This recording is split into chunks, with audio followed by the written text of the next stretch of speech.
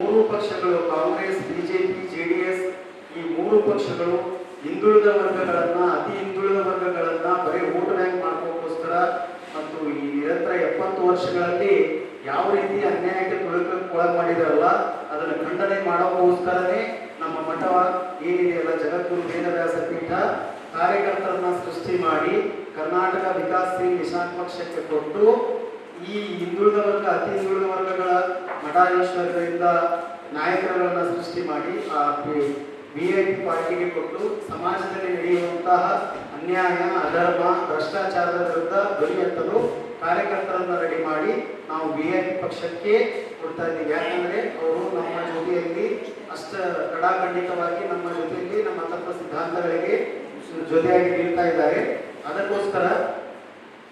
ಅದಕ್ಕೋಸ್ಕರ ನಾವು ಮಠವಾಗಿ ಪೂಜೆ ಪುನಸ್ಕಾರಗಳನ್ನ ಯಾವ ರೀತಿ ನಾವು ಮಾಡ್ತೀವಲ್ಲ ಅದೇ ಧರ್ಮಕ್ಕೆ ಚ್ಯುತಿ ಬಂದಾಗ ಅಲ್ಲಿ ಖಂಡನೆ ಮಾಡುವ ಜವಾಬ್ದಾರಿ ಕೂಡ ಮಠದ ಮಠಾಧೀಶ್ವರಿಗಿರುತ್ತದೆ.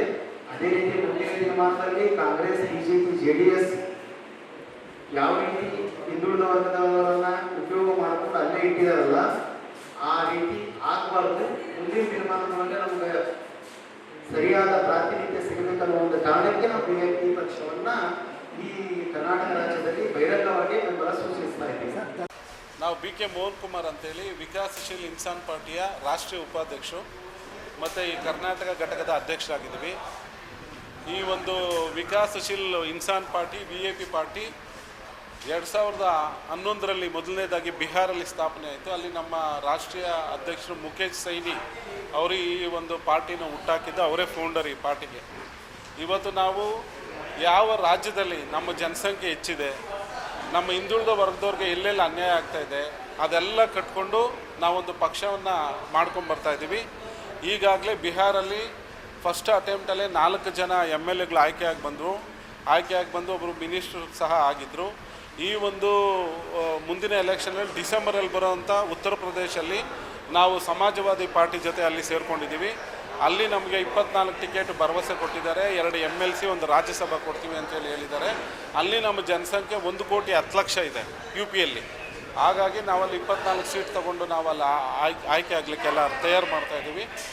ಮತ್ತು ಅದೇ ರೀತಿಯಾಗಿ ಕರ್ನಾಟಕದಲ್ಲಿ ನಾಳೆ ಇದರ ಒಂದು ಯುಗಾರಂಭ ಸಮಾರಂಭ ಮಾಡ್ತಾಯಿದ್ದೀವಿ 7ನೇ ತಾರೀಕು ಅಶೋಕ ಹೋಟ್ಲಲ್ಲಿ. ಈಗ ಅಲ್ಲಿ ಈ ಕರ್ನಾಟಕದಲ್ಲಿ ಸ್ಟಾರ್ಟ್ ಆಗುತ್ತೆ. ಇಲ್ಲೂ ಸಹ ನಾವೊಂದು 20-25 ಜನ MLAಗಳು ಆರಿಸ್ಬಂದು ನಮ್ಮ ಇಡೀ ಈ ಒಂದು ಮೀನುಗಾರಿಕೆ ಮತ್ತು ಒಂದು ಹಿಂದುಳಿದ ವರ್ಗಗಳವರು ಕನ್ಯಾಕುಮಾರಿಯಿಂದ ಹಿಡಿದು ಕಾಶ್ಮೀರ ತನಕ ಇದ್ದೀವಿ ನಾವು. ಇದರಲ್ಲಿ 22ರಿಂದ ಬರೀ ಮೀನುಗಾರರೇ 22 ಕೋಟಿ ಇದ್ದೀವಿ ನಾವು. ಅದ್ರ ಜೊತೆಯಲ್ಲಿ ಹಿಂದುಳಿದವರು ಸೇರಿಕೊಂಡ್ರೆ ಎಲ್ಲ ಜಾತಿಗಳು ಸೇರಿ ನಮಗೆ 195 ಜಾತಿಗಳು ಶಕ್ತಿ ನೀಡ್ತಾ ಇದ್ದಾವೆ. ಅದರ ಮಠಾಧೀಶರು ಎಲ್ಲರೂ ನಮಗೆ ಬೆಂಬಲ ಕೊಡ್ತಾ ಇದ್ದಾರೆ.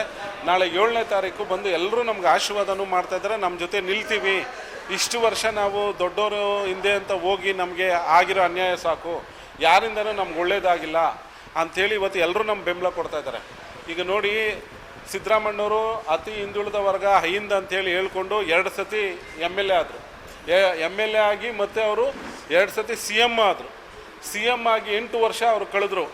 ಆದರೆ ಅವರು ಇವತ್ತು ಎಲ್ಲ ಪ್ರಾಧಿಕಾರಗಳು, ನಿಗಮಗಳು ಎಲ್ಲ ಹಿಂದುಳಿದ ಜಾತಿಗಳಿಗೆ ಮಾಡಬೇಕಾಯಿತು.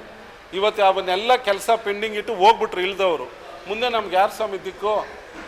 ಆದ ಕಾರಣ ನಾವು ನಮ್ಮ ಓಟು ನಮ್ಗೆ ಹಾಕ್ಕೊಂಡು ನಾವು ರಾಜಕೀಯವಾಗಿ ಮುಂದೆ ಬಂದು ನಮ್ಮೆಲ್ಲ ಜಾತಿಗಳು ಒಗ್ಗಟ್ಟಾಗಿದ್ದು ನಮ್ಮ ಕೆಲಸ ನಾವು ಮಾಡ್ಕೊಬೇಕು ಅಂತೇಳಿ ಈ ವಿಕಾಸಶೀಲ ಇನ್ಸಾನ್ ಪಾರ್ಟಿ ಅಂತ ನಾವು ಕಟ್ಕೊತಾ ಇದ್ದೀವಿ.